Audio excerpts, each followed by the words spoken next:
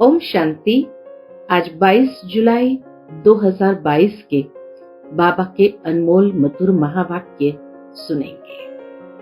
आज की मुरली में बाबा कहे, बच्चे, एक है दुख का बंधन, दूसरा है सुख का संबंध। अभी तुम बच्चे दुख के बंधन से सुख के संबंध में जा रहे हो, लेकिन उसके लिए पुराने कर्म बंधन का जो हिसाब किताब है उसको चुकतू करना पड़ेगा, और वो चुकतू होंगे बेहद के बाप के याद से। बाबा कहे, जिस तरह दुनिया के अंदर हद के बाप से तो वर्षा मिलता है, फिर भी बेहद के बाप को याद करते हैं। क्यों? क्योंकि हद के वर्षे में दुख समाया है, जबकि बेहद के बाप के वर्षे में सुख के संबंध में हम बनते जा रहे हैं। लेकिन उसके लिए साथ साथ बाबा कहे, बच्चे, इस माया की बॉक्सिंग में तुम्हें सदा विजयी होना है। और विजयी होने की 2 विधि बाबा ने बताई। पहली विधि बाबा ने कहा, अंदर में ये सोचो कि हम कल्प कल्प के विजयी रत्न है। जितना इस तरह के पॉजिटिव एफर्मेशन हम अपने आप को देते जाएंगे, तो जैसा सोचोगे वैसा बनोगे। और दूसरी बात बाबा ने कहा, विकारों का दान दे दो। जब विकारों का दान दे दिया, उसको वापस लेना नहीं है। वापस लेने से सारे भूत आ जाएंगे और तब ये बॉक्सिंग और भी कठिन हो जाएगी। तो विजयी होने की ये 2 विधि है। सुनते हैं बाबा के मधुर महावाक्य। ओम शांति। मीठे बच्चे, अब दुख के बंधनों से छूट सुख के संबंध में जाना है। इसलिए पुराने कर्म बंधन के हिसाब किताब सब चुकतू करने हैं। आज की मुरली से प्रश्न है, इस युद्ध स्थल पर बेहद की बॉक्सिंग कौन सी है? बॉक्सिंग में विजय का आधार क्या है? उत्तर, माया रावण से तुम बच्चों की बेहद की बॉक्सिंग है। इसे ही मल्ल युद्ध कहा जाता है। इस बॉक्सिंग में विजयी बनने के लिए बुद्धि में रहे हम कल्प कल्प जीत पाई है। बुद्धि में रहे हमने कल्प कल्प जीत पाई है। माया रावण पर जीत पाने के लिए 5 भूतों का दान देना है। दान में देकर फिर कभी वापस नहीं लेना है। अगर दान देकर वापस लिया, काम क्रोध के वश हुए, तो सब भूत फिर सताने लगेंगे। आज की मुरली से पहले गीत बजा है, एक तू जो मिला सारी दुनिया मिली। ओम शांति। यह रिकॉर्ड है जो बंधन से मुक्त हो संबंध में आए हैं। एक तू जो मिला सारी दुनिया मिली है। इस समय है माया का बंधन। इसको ही आसुरी बंधन कहा जाता है। अब तुम्हारा है ईश्वरीय संबंध। बंधन में है दुख, संबंध में है सुख। इसलिए कहते हैं, दुख के बंधन काट, हमें सुख के संबंध में लाओ। भक्ति मार्ग में भक्तों की पुकार होती है। भगत अर्थात भगवान को याद करने वाले। परंतु दुनिया में एक भी भगत नहीं जिसको भगवान का पता हो। इसलिए आधा कल्प से भक्ति मार्ग चला आता है। साधु भी साधना करते हैं, भगवान से मिलने के लिए बंदगी करते हैं। भगवान तो एक है, उनसे वर्षा मिलता है। हद के बाप का वर्षा तो है, फिर भी बेहद के बाप को याद करते हैं, क्योंकि हद के वर्षे में दुख है, बेहद के वर्षे में सुख है। यह भी तुम जानते हो। तुम्हारे बंधन काटने के लिए बाप सन्मुख बैठे हैं। गाया भी जाता है, दुख हरता सुख करता। दुख हरता शांति करता नहीं कहेंगे। सभी शांति में चले जाए फिर तो सृष्टि ही न रहे। इसलिए दुख हरता सुख करता कहा जाता है। सबको सुख देते हैं, मुक्ति पाते हैं जीवन मुक्ति पाने के लिए। मुक्ति पाते हैं किस लिए? जीवन मुक्ति पाने के लिए। सिर्फ मुक्ति कहे वो फिर मोक्ष हो जाए। मुक्ति के साथ जीवन मुक्ति जरूर है। जीवन मुक्ति है सुख का संबंध, जबकि आत्माएं सतो प्रधान है। यहां तुम आए हो दुख के बंधन से छूटने के लिए, दूसरे तरफ सुख के संबंध में जुटते जा रहे हैं। कर्म बंधन का हिसाब किताब चुकता करना पड़ता है। नई दुनिया में दुख है नहीं। पहले पहले सुख का संबंध है। पहले पहले है सुख का संबंध, बाद में फिर दुख का बंधन शुरू होता है। सुख दुख सब खेल के लिए है। ये सुख दुख भी बाबा कहे सब खेल के लिए है। तुम बहुत सुख तो बहुत दुख भी देखते हो, वह थोड़ा दुख तो थोड़ा सुख देखते हैं। भारत जो हेवन सॉल्वेंट था, अब हेल इनसॉल्वेंट है। सबसे नया था, अभी सबसे पुराना है। बहुत दुख देखे हैं, अभी भी बहुत दुख है, और भी बाबा कहे आने वाला है। इन दुखों से छुड़ाने के लिए ही बाप को पुकारते हैं। उनको पिया कहा जाता है। बाप को पिया कहा जाता है। वह हद के पिया को पुकारते हैं। अब तुम समझते हो उनको दुख है, तब तो पुकारते हैं। अभी श्रीमत पर तुम पुरुषार्थ कर रहे हो सुखधाम में जाने का। बाप कहते हैं हर 5000 वर्ष बाद आता हूं। बाबा हर 5000 वर्ष बाद आते हैं। तुम्हारी बुद्धि में अब ज्ञान भरा है, आदि से अंत तक। तो त्रिकालदर्शी हुए ना। तुम तीनों लोकों को जानते हो। मूल वतन में हम आत्माएं शांति में रहती है। हम असल में उस निर्वाण धाम के वासी हैं। फिर प्रवृत्ति धर्म में आने से इन ऑर्गन्स द्वारा पाठ बजाते हैं। निर्वाण धाम से फिर आते हैं संसार में प्रवृत्ति धर्म में और पाठ बजाते हैं। तुम सुख और दुख का पाठ बजाते हो आदि से अंत तक। तुम ऑलराउंडर हो। तुम ही 84 जन्म लेते हो। तुमको अब रोशनी मिली है। 84 लाख जन्म तो हो न सके। मनुष्य 84 जन्म लेते हैं। बाकी वैरायटी योनि तो ढेर है। 84 लाख योनियां जरूर होगी, लेकिन मनुष्य सभी योनियों में नहीं जाता और सिर्फ 84 जन्म मनुष्य योनि में ही लेता है। गिनती करने वाला तो कोई है नहीं।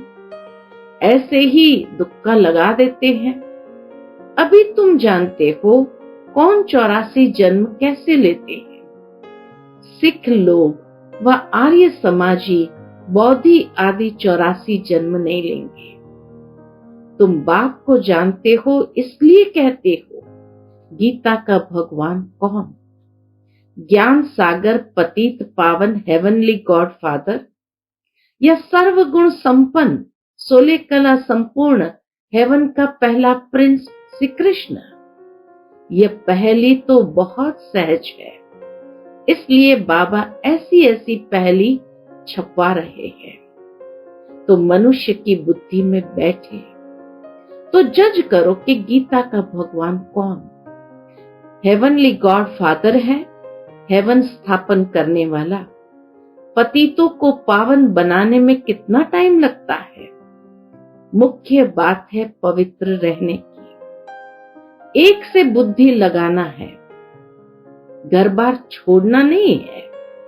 वह तो हद के सन्यासी छोड़ते हैं, तुम्हारा है बेहद का सन्यास। वह फिर भी पुरानी दुनिया में रहते हैं। तुमको सारी दुनिया को भूलना पड़ता है। बेहद के सन्यास में सारी पुरानी दुनिया को भूलना पड़ता है। हमको हद से बेहद में जाना है। वह है शांति धाम, वहां शांति ही शांति है। बाकी हद और बेहद का सुख यहाँ है। तुमको हद और बेहद के पार जाना है। शांति धाम हम आत्माओं का घर है। वहां कोई पार्ट आत्मा बजाती नहीं है, ऑर्गन्स नहीं है। फिर ड्रामा अनुसार तुम्हारा सत्युग का पार्ट इमर्ज होता है। जो तुमने पार्ट बजाया है, कल्प कल्प वही पार्ट बजाते हो। यह बातें तुम्हारे सिवाय कोई बता नहीं सकते। सुख का संबंध और दुख का बंधन तुम जानते हो। तुमको रहना भी आसुरी संबंध में है, क्योंकि तुम अभी ईश्वरीय संबंध में रह नहीं सकेंगे। इतने सभी कहां रहेंगे? फिर तो सन्यासियों मुआफिक हो जाए। कुटुंब को कहां ले आएंगे? बाबा कहे, कुटुंब को कहां ले आएंगे? बच्चे वृद्धि को पाते रहेंगे। पहले पहले छोटा घर था, 3 पैर पृथ्वी के थे। तुम छोटी कोठरी में आते थे। जैसे बाबा कहते हैं, घर में गीता पाठशाला खोलो, वैसे ही था। पूछते हैं, शुरू कैसे हुआ?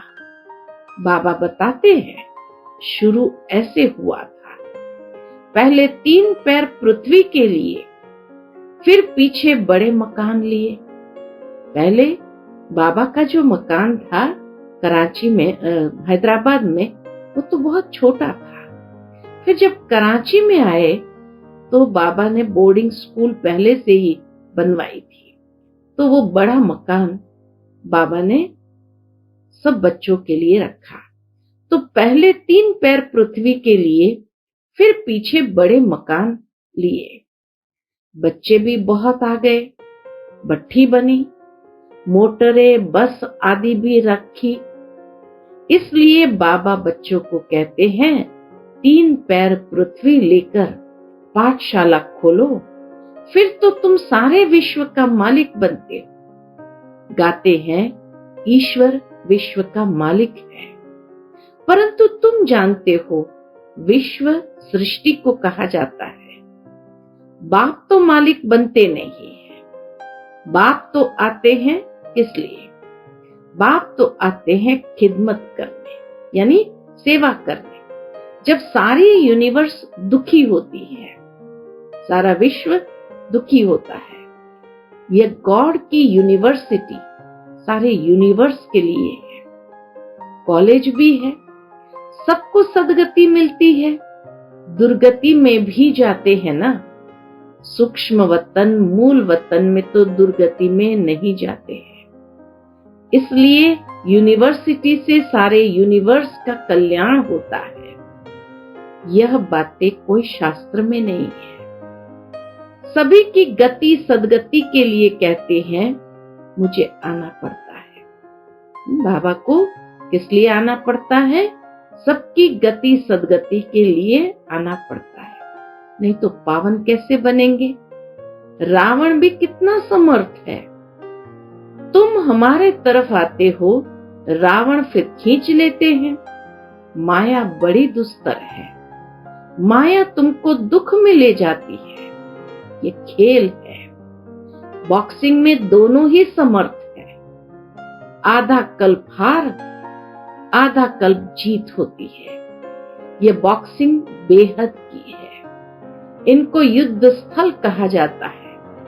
इसमें माया रावण को जीतना होता है। कल्प पहले भी तुमने जीत पाई थी। तुम देख रहे हो कौन कौन निकल रहे हैं। कोई कहते हैं बाबा क्रोध आता है। अरे यह तो भूत है। दान में दे फिर वापस लेंगे तो बहुत सताएगा। तुमने 5 विकार दान में दिए, इनका संन्यास करना है। बाकी घर बार छोड़कर भागना कायरता है। इसलिए बाबा कभी ऐसी उल्टी मत नहीं देते कि घर बार छोड़ करके भाग जाओ। बाबा कहते रहना भी वहां है और विजयी भी होना है। बाकी घर बार छोड़कर भागना कायरता है। बाप समझाते हैं 63 जन्म तुमने गोते खाए हैं, अब एक जन्म पवित्र रहो। इसमें आमदनी बहुत है, जबरदस्त प्राप्ति है। दुश्मन सामने खड़ा है, मल्ल युद्ध होती है ना। कंस और कृष्ण की मल्ल युद्ध शास्त्रों में दिखाई है। यह तो माया रावण की बात है। कृष्ण की आत्मा अंतिम जन्म में है, माया से युद्ध कर फिर से कृष्ण बनती है। अब समझदार बनना है। भारत कितना सिरताज था। सूर्यवंशी की दरबार देखो, कितने हीरे जवाहरों के महल थे। यहां भी दरबारें होती है। आपस में प्रिंसेस मिलते हैं, नंबरवार बैठते हैं। बुद्धि से काम लो, वहां आपस में कैसे मिलते होंगे। बाबा कहे यहां भी दरबारें होती है, आपस में मिलते हैं, नंबरवार बैठते हैं। बुद्धि से काम लो, वहां आपस में कैसे मिलते होंगे। उन्हों की दरबार कैसी होगी। रात को बत्ती देखने में नहीं आती, रोशनी ही रोशनी है। साइंस काम में आती है। सतयुग में रात में ये बत्तियां देखने में नहीं आती, लेकिन रोशनी ही रोशनी है। बाबा कहे ये साइंस रिफाइंड रूप में वहां काम में आती है, गुम नहीं होती। तुम भारत को स्वर्ग बनाने के निमित्त बनते हो, स्वर्ग का द्वार खोलते हो, स्वर्ग का द्वार खोलते हो। वह शंकराचार्य, यह शिवाचार्य। बाप कहते हैं मैं ज्ञान का उच्चारण करता हूं। गीत में सुना कि आप मिले तो सारी दुनिया मिली। उनसे ऊंचे होते नहीं। सर्व मनोकामनाएं पूरी होती है स्वर्ग में। सब सुख मिल जाते हैं। आगे भी टेलीफोन, बिजली, मोटरें आदि थोड़ी थी, अभी हुई है। वहां तो साइंस बहुत काम देती है। अभी भी विलायत में 7 रोज में मकान तैयार करके दे देते हैं। यहाँ के मनुष्य की बुद्धि तमो प्रधान है। यहाँ की भेंट में उन्हों को रजो प्रधान कहेंगे। तुम बच्चे ये सब जानते हो। दुनिया को बदलना होता है, इसलिए ये महाभारत लड़ाई है। तुम्हारी बुद्धि खुल गई है। कैसे युद्ध के मैदान में खड़े हैं। माया सामना करती है, बाप कहते हैं पूरा योग लगाओ। तुम भी निर्वाण धाम के रहने वाले हो, जैसे बाबा वैसे तुम। बाबा भी निर्वाण धाम के रहने वाले, तो बाबा कहे तुम बच्चे भी निर्वाण धाम के रहने वाले हो। बाप तुम्हें विश्व का राज्य देते हैं, उसके बदले दिव्य दृष्टि की चाबी अपने पास रखते हैं। बाबा कभी किसी को दिव्य दृष्टि की चाबी नहीं देते हैं। कोई किसी को साक्षात्कार नहीं करा सकते। कहते हैं यह हमारे काम की है। भक्ति मार्ग में तुमको खुश करना होता है, बाकी किसको देता नहीं। दिव्य दृष्टि की चाबी बाबा कहे मैं किसी को देता नहीं हूं, तुमको विश्व की बादशाही देता हूं। यह कोई कम बात है क्या? विश्व की बादशाही मिलना ये भी कोई कम बात है क्या? दिव्य दृष्टि की चाबी भी कोई कम थोड़ी है।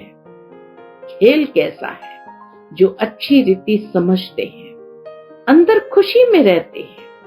जन्माष्टमी पर भी समझाया है, कृष्ण की जयंती नहीं, यह परम पिता परमात्मा की ही जयंती गाई जाती है। कृष्ण जयंती नहीं कहते हैं, जन्माष्टमी कहते हैं, लेकिन शिव बाबा की जयंती कही जाती है। पहले कृष्ण जयंती मनाते हो, शिव जयंती कहां गई? पहले शिव जयंती हो, फिर तो कृष्ण का जन्म हो। शिव जयंती के बाद है कृष्ण की जयंती। शिव बाबा ही भारत को स्वर्ग बनाते हैं। कहते हैं, कल्प के संगम पर आकर राजयोग सिखाता हूं। महाभारत की लड़ाई हो तब नरक का विनाश, स्वर्ग की स्थापना हो। शिव बाबा शिवालय स्थापन करते हैं, रावण वैश्यालय बनाते हैं, जिससे श्री कृष्ण ने पद पाया उसका किसको पता ही नहीं है। वास्तव में शिव जयंती ही मुख्य है, बाकी तो मनुष्य जन्म लेते रहते हैं। जो पूज्य देवताएं हैं वही फिर पुजारी बनते हैं। तुम्हारी बुद्धि में सारा राज है, सो भी नंबरवार पुरुषार्थ अनुसार। बाबा तुमको समझाते हैं, तुम फिर औरों को समझाते हो। प्रिंसिपल आदि को भी समझाना चाहिए। यह जो स्कूल में प्रिंसिपल आदि को भी क्या समझाएंगे? बाबा कहे ये समझाओ कि यह जो स्कूल में हिस्ट्री ज्योग्राफी पढ़ाई जाती है, यह तो अधूरा ज्ञान है। मूल वतन, सूक्ष्म वतन, स्थूल वतन, इन सब का राज समझाना चाहिए। इनको जानते नहीं, बाकी अंग्रेजों की, मुसलमानों आदि की हिस्ट्री ज्योग्राफी ले बैठे हैं। बेहद की हिस्ट्री ज्योग्राफी बाप ही समझाते हैं। हम मनुष्य से देवता बन रहे हैं। स्वर्ग का प्रिंस प्रिंसेस कैसे बने, आओ तो हम तुम्हें बताएं। हेवन के प्रिंस प्रिंसेस बनना है। उन्हों को यह वर्षा कैसे मिला? यह सूर्यवंशी डिनाइस्टी कैसे स्थापन हुई? यह नॉलेज नहीं है तो तुम फिलोसोफर कहां के हुए? बाबा कहे, यह सूर्यवंशी डिनाइस्टी कैसे स्थापन हुई? यह नॉलेज नहीं है तो तुम फिलोसोफर काहे के हुए? समझाने की युक्ति चाहिए। ये क्या जजमेंट करते हैं? धर्मराज बाबा तो बिल्कुल एक्यूरेट है, उनके ऊपर तो कोई है नहीं। यहां तो एक दो के ऊपर है। सच्चा सच्चा धर्मराज तो सिर्फ एक है, जो आकर के सत्य बात सुनाते हैं। अच्छा, मीठे मीठे सिकिलधे बच्चों प्रति माता पिता बाप दादा का याद प्यार और गुड मॉर्निंग। रूहानी बाप की रूहानी बच्चों को नमस्ते। हम सब रूहानी बच्चों की रूहानी माता पिता बाप दादा को याद प्यार, गुड मॉर्निंग और नमस्ते नमस्ते। शुक्रिया बाबा, शुक्रिया। आज की मुरली से धारणा के लिए मुख्य सार है। पहली पॉइंट, बुद्धि को हद और बेहद से पार अपने शांति धाम में ले जाना है। दुख के बंधनों से छूटने के लिए ईश्वरीय संबंध में रहना है। दूसरी पॉइंट, सारे विश्व की खिदमत करने के लिए, सारे विश्व की सेवा करने के लिए 3 पैर पृथ्वी पर रूहानी यूनिवर्सिटी खोलनी है। बेहद की हिस्ट्री ज्योग्राफी पढ़नी और पढ़ानी है। आज का बाप दादा का मधुर वरदान हम बच्चों के प्रति है।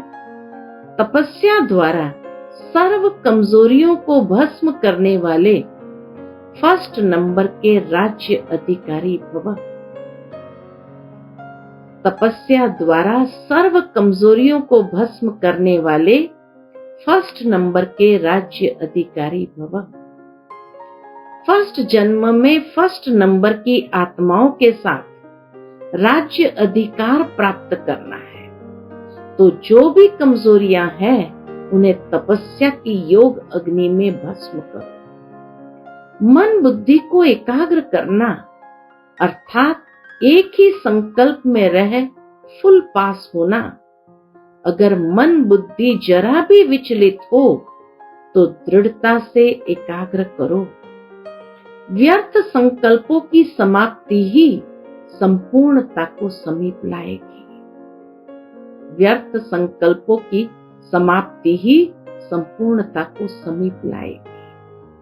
आज का स्लोगन है, समय को गिनती करने वाले नहीं, लेकिन बाप के व स्वयं के गुणों की गिनती कर संपन्न बनो। समय को गिनती करने वाले नहीं, लेकिन बाप के व स्वयं के गुणों की गिनती कर संपन्न बनो। अच्छा, ओम शांति।